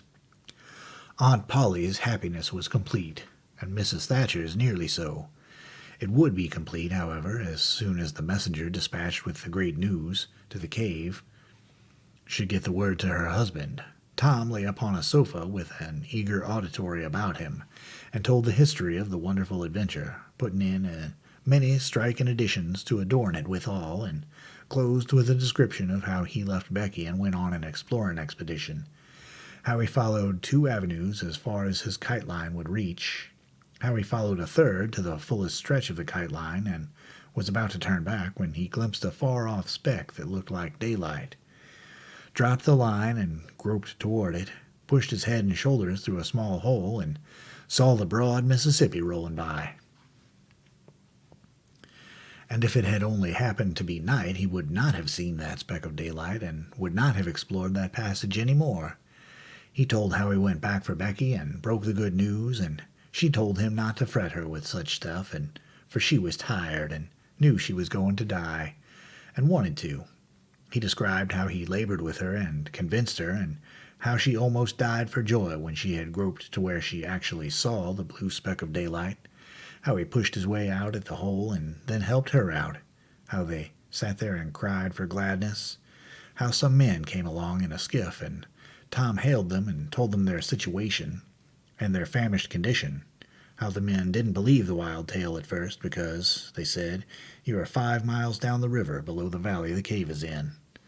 Then took them aboard, rode to a house, gave them supper, made them rest till 2 or 3 hours after dark, and then brought them home. Before day dawn, Judge Thatcher and the handful of searchers with him were tracked out in the cave by the twine clues they had strung behind them, and informed of the great news. 3 days and nights of toil and hunger in the cave were not to be shaken off at once, as Tom and Becky soon discovered. They were bedridden all of Wednesday and Thursday, and seemed to grow more and more tired and worn all the time. Tom got about a little on Thursday, was downtown Friday, and nearly as whole as ever Saturday, but Becky did not leave her room until Sunday, and then she looked as if she had passed through a wasting illness. Tom learned of Huck's sickness and went to see him on Friday, but could not be admitted to the bedroom. Neither could he on Saturday or Sunday. He was admitted daily after that, but was warned to keep still about his adventure and introduce no exciting topic. The widow Douglas stayed by to see that he obeyed. At home, Tom learned of the Cardiff Hill event, also that the ragged man's body had eventually been found in the river near the ferry landing. He had been drowned while trying to escape, perhaps. About a fortnight after Tom's rescue from the cave, He started off to visit Huck, who had grown plenty strong enough now to hear exciting talk, and Tom had some that would interest him, he thought. Judge Thatcher's house was on Tom's way, and he stopped to see Becky. The judge and some friends set Tom to talking, and someone asked him ironically if he wouldn't like to go to the cave again. Tom said he thought he wouldn't mind it. The judge said, "Well, there are others just like you, Tom, I've not the least doubt, but we have taken care of that. Nobody will get lost in that cave any more." Why? "Because I had its big door sheathed with a boiler iron 2 weeks ago and triple locked. I've got the keys." Tom turned as white as a sheet. "What's the matter, boy? Here, run. Somebody fetch a glass of water." The water was brought and thrown into Tom's face. "Ah, now you're all right. What's the matter with you, Tom?" No, Judge. Injun Joe's in the cave. Chapter 33. Within a few minutes the news had spread, and a dozen skiff-loads of men were on their way to McDougal's cave, and the ferryboat, well filled with passengers, soon followed. Tom Sawyer was in the skiff that bore Judge Thatcher. When the cave door was unlocked, a sorrowful sight presented itself in the dim twilight of the place. Injun Joe lay stretched upon the ground, dead, with his face close to the crack of the door, as if his longing eyes had been fixed to the latest moment upon the light and the cheer of the free world outside. Tom was touched, for he knew by his own experience how this wretch had suffered. His pity was moved, but nevertheless he felt an abounding sense of relief and security now, which revealed to him in a degree which he had not fully appreciated before how vast a weight of dread had been lying upon him since the day he lifted his voice against this bloody-minded outcast. Injun Joe's bowie knife lay close by, its blade broken in two. The great foundation beam of the door had been chipped and hacked through with tedious labor. Useless labor, too, it was, for the native rock formed a sill outside it, and upon that stubborn material the knife had wrought no effect. The only damage done was to the knife itself. But if there had been no stony obstruction there, the labor would have been useless still. For if the beam had been wholly cut away, Injun Joe could not have squeezed his body under the door, and he knew it. So he had only hacked that place in order to be doing something, in order to pass away the weary time, in order to employ his tortured faculties. Ordinarily, one could find half a dozen bits of candle stuck around the crevices of this vestibule, there left by tourists, but there were none now. The prisoner had searched them out and eaten them. He had also contrived to catch a few bats, and these also he had eaten, leaving only their claws. The poor unfortunate had starved to death. In one place, near at hand, a stalagmite had been slowly growing up from the ground for ages, builded by the water drip from a stalactite overhead. The captive had broken off the stalagmite, and upon the stump had placed a stone, wherein he had scooped a shallow hollow to catch the precious drop that fell once in every 3 minutes with the dreary regularity of a clock tick. A desert spoonful once in 24 hours. That drop was fallen when the pyramids were new, when Troy fell, when the foundations of Rome were laid, when Christ was crucified, when the Conqueror created the British Empire, when Columbus sailed, when the massacre at Lexington was news. It is fallen now. It will still be fallen when all these things shall have sunk down the afternoon of history, and the twilight of tradition had been swallowed up in the thick night of oblivion. Has everything a purpose and a mission? Did this drop fall patiently during 5,000 years to be ready for this fitting human insect's need? And has it another important object to accomplish 10,000 years to come? No matter. It is many and many a year since the hapless half-breed scooped out the stone to catch the priceless drops, but to this day the tourist stares longest at that pathetic stone and that slow drop in water when he comes to see the wonders of McDougal's cave. Injun Joe's cup stands first in the list of the cavern's marvels. Even Aladdin's palace cannot rival it. Injun Joe was buried near the mouth of the cave, and people flocked there in boats and wagons from the towns and from all the farms and hamlets for 7 miles around. They brought their children and all sorts of provisions, and confessed that they had almost as satisfactory a time at the funeral as they could have had at the hanging. This funeral stopped the further growth of one thing, the petition to the governor for Injun Joe's pardon. The petition had largely been signed, many tearful and eloquent meetings had been held, and a committee of sappy women been appointed to go in deep mourning and wail around the governor and implore him to be a merciful ass and trample his duty underfoot. Injun Joe was believed to have killed 5 citizens of the village, but what of that? If he had been Satan himself, there would have been plenty of weaklings ready to scribble their names to a pardon petition and drip a tear on it from their permanently impaired and leaky waterworks. The morning after the funeral, Tom took Huck to a private place to have an important talk. Huck had learned all about Tom's adventure from the Welshman and the widow Douglas by this time, but Tom said he reckoned there was one thing they had not told him. That thing was what he wanted to talk about now. Huck's face saddened. He said, "I know what it is. You got into number 2 and never found anything but whiskey. Nobody told me it was you, but I just knowed it must have been you, soon as I heard about the whiskey business. And I knowed you hadn't got the money because you'd have got me somewhere or other and told me even if you was mum to everything else. Tom, something's always told me we'd never get hold of that swag." "Why, Huck, I never told on that tavern keeper. You know his tavern was all right the Saturday I went to the picnic. Don't you remember you was to watch there that night?" "Oh, yes. Why, it seems about a year ago. It was that very night that I followed Injun Joe to the Widder's." "You followed him?" "Yes, but keep you mum. I reckon Injun Joe's left friends behind him, and I don't want him souring on me and doing me mean tricks. If it hadn't been for me, he'd be down in Texas now, all right." Then Huck told his entire adventure in confidence to Tom, who had only heard of the Welshman's part of it before. "Well," said Huck presently, coming back to the main question, "whoever nipped the whiskey in number 2 nipped the money, too, I reckon. Anyways, it's a goner for us, Tom." "Huck, that money wasn't ever in number 2. "What?" Huck searched his comrade's face keenly. "Tom, have you got on the track of that money again?" "Huck, it's in the cave." Huck's eyes blazed. "Say it again, Tom." "The money's in the cave."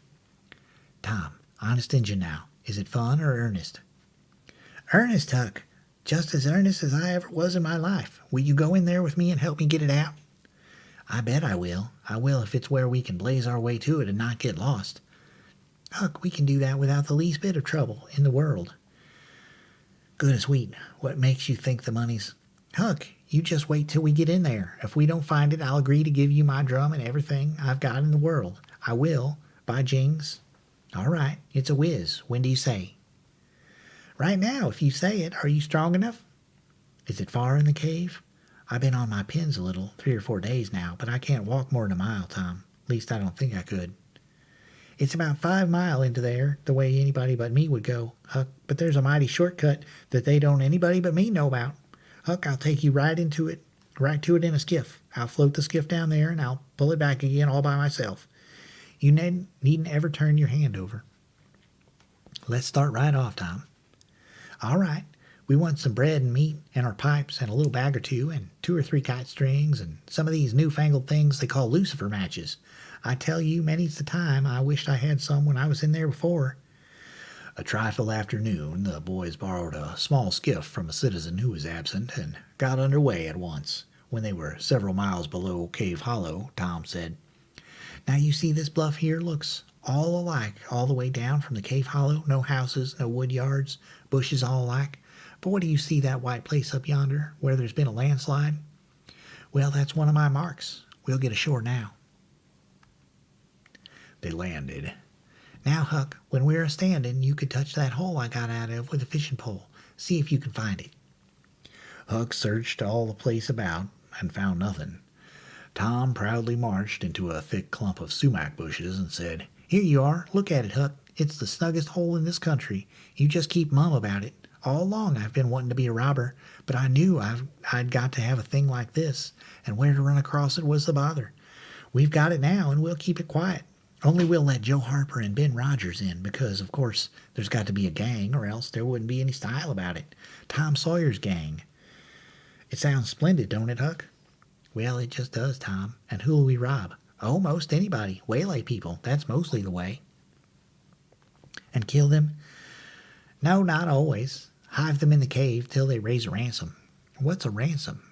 "Money you make them raise till all they can, often their friends, and after you've kept them a year, if it ain't raised, then you kill them. That's the general way, only you don't kill the women. You shut up the women, but you don't kill them. They're always beautiful and rich and awfully scared. You take your watches and things, but you always take your hat off and talk polite. They ain't anybody as polite as robbers. You'll see that in any book. Well, the women get to loving you, and after they've been in the cave a week or 2 weeks, they stop crying, and after that you couldn't get them to leave.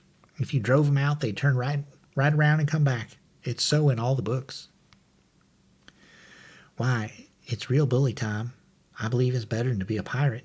"Yes, it is better in some ways, because it's close to home and circuses and all that." By this time everything was ready, and the boys entered the hole, Tom in the lead. They toiled their way to the farther end of the tunnel, then made their spliced kite strings fast and moved on. A few steps brought them to the spring. Tom felt a shudder quiver all through him. He showed Huck the fragment of candlewick perched on a lump of clay against the wall, and described how he and Becky had watched the flame struggle and expire. The boys began to quiet down to whispers now, for the stillness and gloom of the place oppressed their spirits. They went on, and presently entered and followed Tom's other corridor till they reached the jumping-off place. The candles revealed the fact that it was not really a precipice, but only a steep clay hill 20 or 30 feet high. Tom whispered, "Now I'll show you something, Huck." He held his candle aloft and said, "Look as far around the corner as you can. Do you see that? There, on the big rock, over yonder, done with candle smoke? Tom, it's a cross. Now where's your number 2? Under the cross, hey? Right yonder where I saw Injun Joe poke up his candle, Huck." Huck stared at the mystic sign a while, and then said with a shaky voice, "Tom, let's get out of here." "What, and leave the treasure?" "Yes, leave it. Injun Joe's ghost is round there, certain." "No, it ain't, Huck. No, it ain't. It wouldn't haunt the place where he died. Away out at the mouth of the cave, 5 mile from here. No, Tom, it wouldn't. It would hang round the money. I know the way of ghosts, and so do you." Tom began to fear that Huck was right. Misgivings gathered in his mind, but presently an idea occurred to him. "Looky here, Huck. What fools we're making of ourselves. Injun Joe's ghost ain't going to come around where there's a cross." The point was well taken. It had its effect. "Tom, I didn't think of that, but that's so. It's lucky for us, that cross is. I reckon we'll climb down there and have a hunt for that box." Tom went first, cutting rude steps in the clay hill as he descended. Huck followed.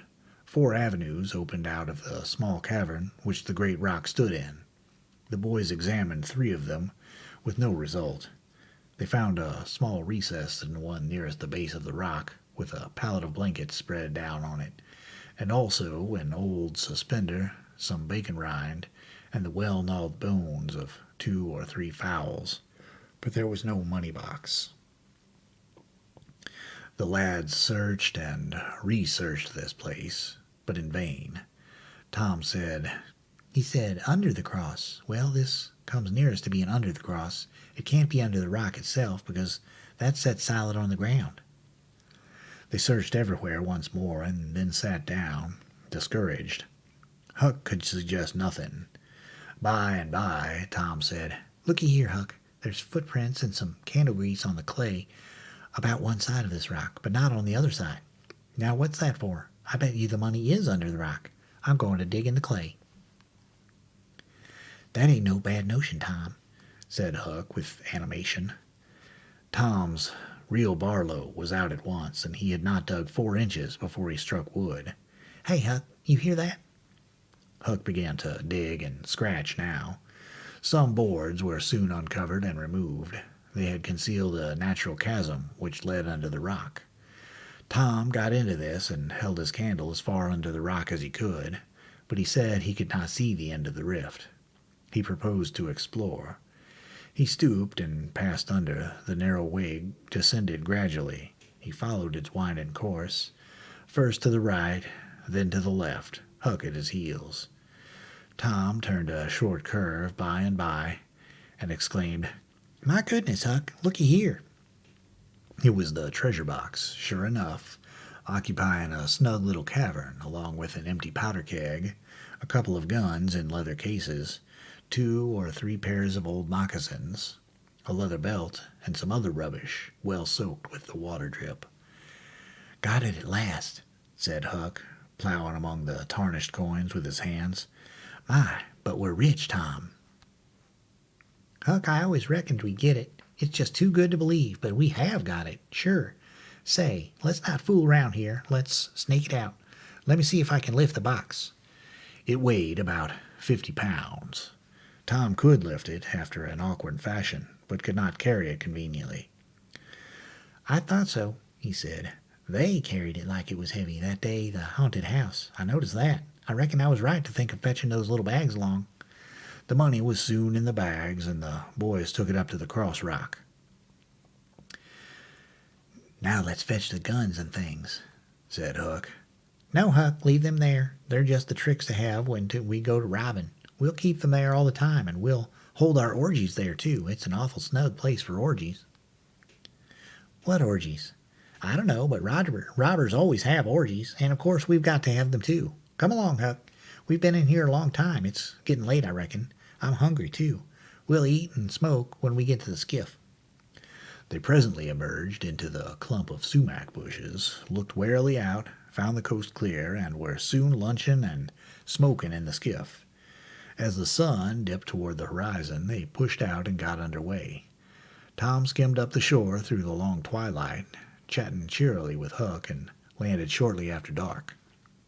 "Now, Huck," said Tom, "we'll hide the money in the loft of the widow's woodshed, and I'll come up there in the morning, and we'll count it and divide. And then we'll hunt up a place out in the woods for it, where it'll be safe. Just you lay quiet here and watch the stuff till I get run and hook Benny Taylor's little wagon. I won't be gone a minute." He disappeared, and presently returned with the wagon, put the 2 small sacks in it, and threw some old rags on top of them, and started off, dragging his cargo behind him. When the boys reached the Welshman's house, they stopped to rest. Just as they were about to move on, the Welshman stepped out and said, "Hello, who's that?" "Huck and Tom Sawyer."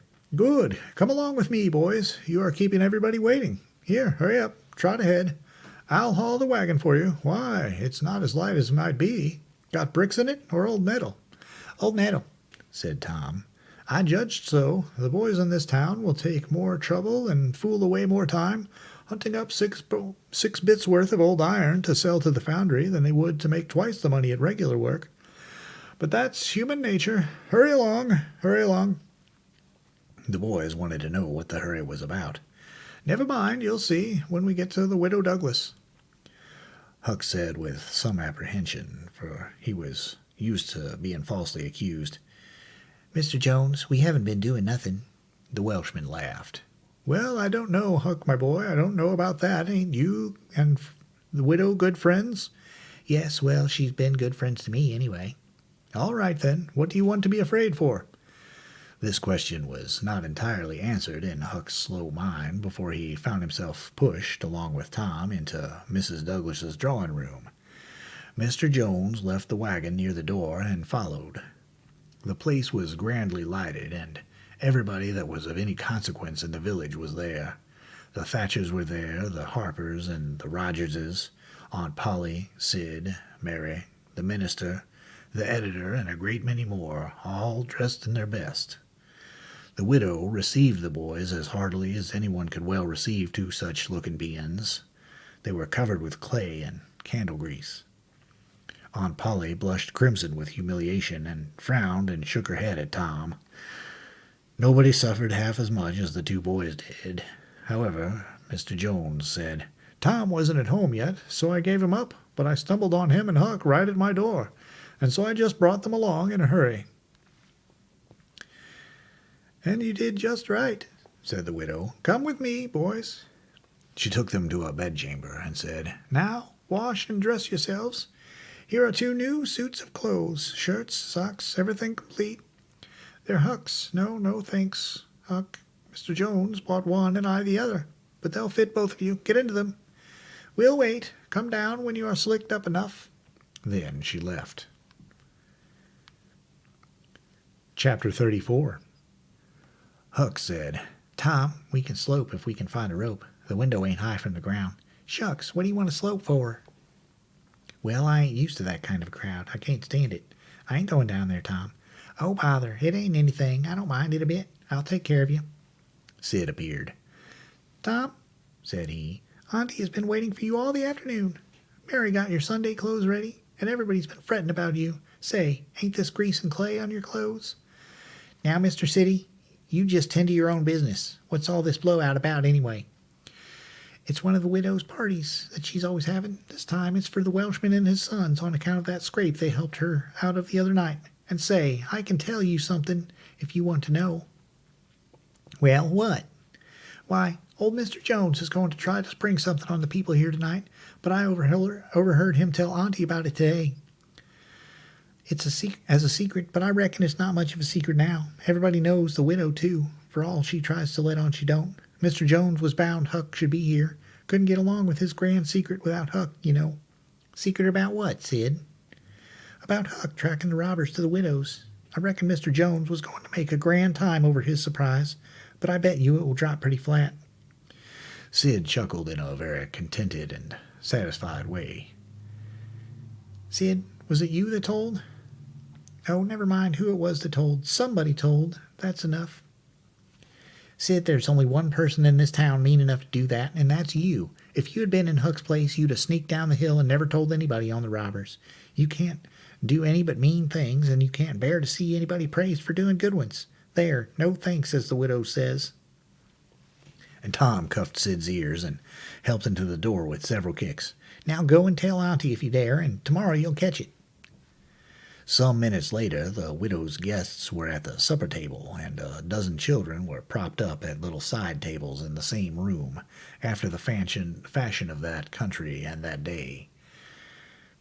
At the proper time, Mr. Jones made his little speech, in which he thanked the widow for the honor she was doing himself and his sons, but said that there was another person whose modesty, and so forth and so on. He sprung his secret about Huck's share in the adventure, in the finest dramatic manner he was master of, but the surprise it occasioned was largely counterfeit, and not as clamorous and effusive as it might have been under happier circumstances. However, the widow made a pretty fair show of astonishment, and heaped so many compliments and so much gratitude upon Huck, that he almost forgot the nearly intolerable discomfort of his new clothes and the entirely intolerable discomfort of being set up as a target for everybody's gaze and everybody's laudations. The widow said she meant to give Huck a home under her roof and have him educated, and that when she could spare the money she would start him in business in a modest way. Tom's chance was come, he said. Huck don't need it. Huck's rich. Nothing but a heavy strain upon the good manners of the company kept back the due and proper complimentary laugh at this pleasant joke, but the silence was a little awkward. Tom broke it. Huck's got money. Maybe you don't believe it, but he's got lots of it. Oh, you needn't smile. I reckon I can show you. You just wait a minute. Tom ran out of doors. The company looked at each other with a perplexed interest and inquiringly at Huck, who was tongue-tied. Sid, what ails Tom? Said Aunt Polly. Well, there ain't ever any making out of that boy. I never... Tom entered, struggling with the weight of his sacks, and Aunt Polly did not finish her sentence. Tom poured the mass of yellow coin upon the table and said, There, what did I tell you? Half of it's Huck's and half of it's mine. The spectacle took the general breath away. All gazed. Nobody spoke for a moment. Then there was a unanimous call for an explanation. Tom said he could furnish it, and he did. The tale was long, but brimful of interest. There was scarcely an interruption from anyone to break the charm of its flow. When he had finished, Mr. Jones said, "I thought I had fixed up a little surprise for this occasion, but it don't amount to anything now. This one makes it sing mighty small, I'm willing to allow." The money was counted. The sum amounted to a little over $12,000. It was more than anyone present had ever seen at one time before, though several persons were there who were worth considerably more than that in property. Chapter 35. The reader may rest satisfied that Tom's and Huck's windfall made a mighty stir in the poor little village of St. Petersburg. So vast a sum, all in actual cash, seemed next to incredible. It was talked about, gloated over, glorified, until the reason of many of the citizens tottered under the strain of the unhealthy excitement. Every haunted house in St. Petersburg and the neighboring villages was dissected, plank by plank, and its foundations dug up and ransacked for hidden treasure. And not by boys, but men, pretty grave, unromantic men, too, some of them. Wherever Tom and Huck appeared, they were courted, admired, stared at. The boys were not able to remember that their remarks had possessed weight before, but now their sayings were treasured and repeated. Everything they did seemed somehow to be regarded as remarkable. They had evidently lost the power of doing and saying commonplace things. Moreover, their past history was raked up and discovered to bear marks of conspicuous originality. The village paper published biographical sketches of the boys. The widow Douglas put Huck's money out at 6%, and Judge Thatcher did the same with Tom's at Aunt Polly's request. Each lad had an income now that was simply prodigious. $1 for every weekday in the year and half of the Sundays. It was just what the minister got. No, it was what he was promised. He generally couldn't collect it. $1.25 a week would board, lodge, and school a boy in those old simple days, and clothe him and wash him too, for that matter. Judge Thatcher had conceived a great opinion of Tom. He said that no commonplace boy would ever have got his daughter out of the cave. When Becky told her father, in strict confidence, how Tom had taken her whipping at school, the judge was visibly moved, and when she pleaded grace for the mighty lie which Tom had told in order to shift that whipping from her shoulders to his own, the judge said with a fine outburst that it was a noble, generous, magnanimous lie, a lie that was worthy to hold up its head and march down through history breast to breast with George Washington's lauded truth about the hatchet. Becky thought her father had never looked so tall and so superb as when he walked the floor and stamped his foot and said that. She went straight off and told Tom about it. Judge Thatcher hoped to see Tom a great lawyer or a great soldier some day. He said he meant to look to it that Tom should be admitted to the National Military Academy, and afterward trained in the best law school in the country, in order that he might be ready for either career or both. Huck Finn's wealth and the fact that he was now under the widow Douglas's protection introduced him into society. No, dragged him into it, hurled him into it, and his sufferings were almost more than he could bear. The widow's servants kept him clean and neat, combed and brushed, and they bedded him nightly in unsympathetic sheets that had not one little spot or stain which he could press to his heart and know for a friend. He had to eat with a knife and fork. He had to use napkin, cup, and plate. He had to learn his book. He had to go to church. He had to talk so properly that speech was become insipid in his mouth. Whithersoever he turned, the bars and shackles of civilization shut him in and bound him hand and foot. He bravely bore his miseries 3 weeks, and then one day turned up missing. For 48 hours the widow hunted for him everywhere in great distress. The public were profoundly concerned. They searched high and low. They dragged the river for his body. Early the third morning, Tom Sawyer wisely went poking among some old empty hogsheads down behind the abandoned slaughterhouse, and in one of them he found the refugee. Huck had slept there. He had just breakfasted upon some stolen odds and ends of food, and was lying off now in comfort with his pipe. He was unkempt, uncombed, and clad in the same old ruin of rags that had made him picturesque in the days when he was free and happy. Tom routed him out, told him the trouble he had been causing, and urged him to go home. Huck's face lost its tranquil content and took a melancholy cast. He said, Don't talk about it, Tom. I've tried, and it don't work. It don't work, Tom. It ain't for me. I ain't used to it. The widder's good to me and friendly, but I can't stand them ways. She makes me get up just at the same time every morning. She makes me wash. They comb me all to thunder. She won't let me sleep in the woodshed. I got to wear them blamed clothes that just smothers me. Tom, they don't seem to any air get through 'em somehow, and they're so rotten nice that I can't set down, nor lay down, nor roll around anywheres. I hain't slid on a cellar door for, well, it 'pears to be years. I got to go to church and sweat and sweat. I hate them ornery sermons. I can't catch a fly in there. I can't chaw. I got to wear shoes all Sunday. The widder eats by a bell, goes to bed by a bell, gets up by a bell. Everything's so awful regular, a body can't stand it. Well, everybody does that way, Huck. Tom, it don't make no difference. I ain't everybody, and I can't stand it. It's awful to be tied up so, and grub comes too easy. I don't take no interest in victuals that way. I got to ask to go a fishing. I got to ask to go in a swimming. Derned if I hain't got to ask to do everything. Well, I got to talk so nice it wasn't no comfort. I'd got to go up in the attic and rip out a while every day to get a taste in my mouth, or I'd have died, Tom. The widder wouldn't let me smoke. She wouldn't let me yell. She wouldn't let me gape or stretch nor scratch before folks. Then, with a spasm of special irritation and injury, and Dad fetch it, she prayed all the time. I never seen such a woman. I had to shove, Tom. I just had to. And besides, that school's going to open, and I'd had to go to it. Well, I wouldn't stand that, Tom. Looky here, Tom. Being rich ain't what it's cracked up to be. It's just worry and worry, sweat and sweat, and a wishing you was dead all the time.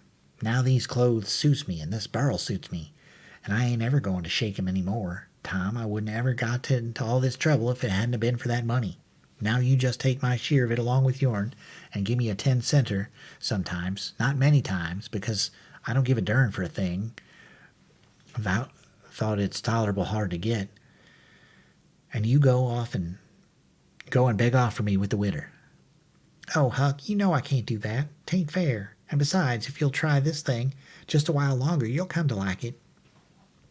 Like it? Yes, the way I'd like a hot stove, if I was to set it on it long enough. No, Tom, I won't be rich, and I won't live in them cussed smothery houses. I like the woods and the river and hogsheads, and I'll stick to 'em too. Blame it all, just as we've got guns and a cave and just all fixed to rob, there's this darn foolishness has got to come up and spile it all. Tom saw his opportunity. Looky here, Huck, being rich ain't going to keep me back from turning robber. No? Oh, good licks. Are you in real deadwood earnest, Tom? Just as dead earnest as I'm sitting here, but Huck, we can't let you into the gang if you ain't respectable, you know. Huck's joy was quenched. Can't let me in, Tom? Didn't you let me go for a pirate? Yes, but that's different. A robber is more high-toned than what a pirate is, as a general thing. In most countries, they're awful high up in the nobility, dukes and such. Now, Tom, hain't you always been friendly to me? You wouldn't shut me out, would you, Tom? You wouldn't do that, now, would you, Tom?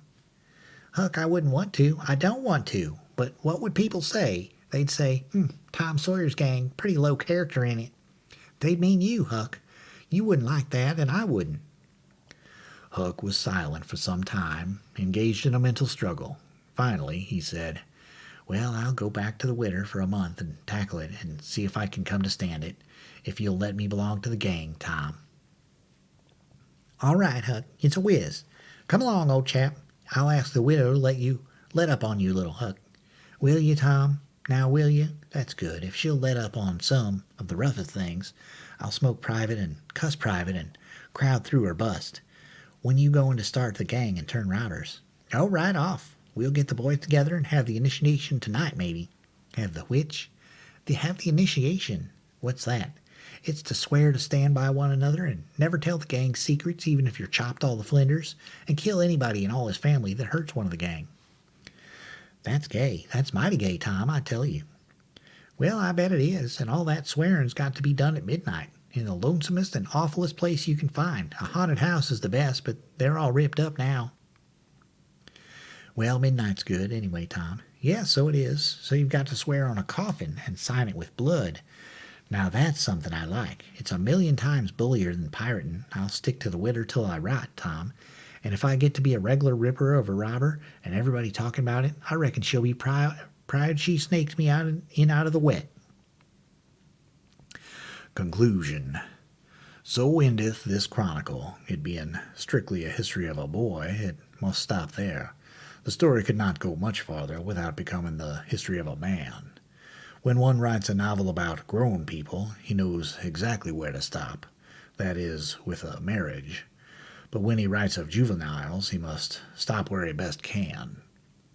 Most of the characters that perform in this book still live and are prosperous and happy.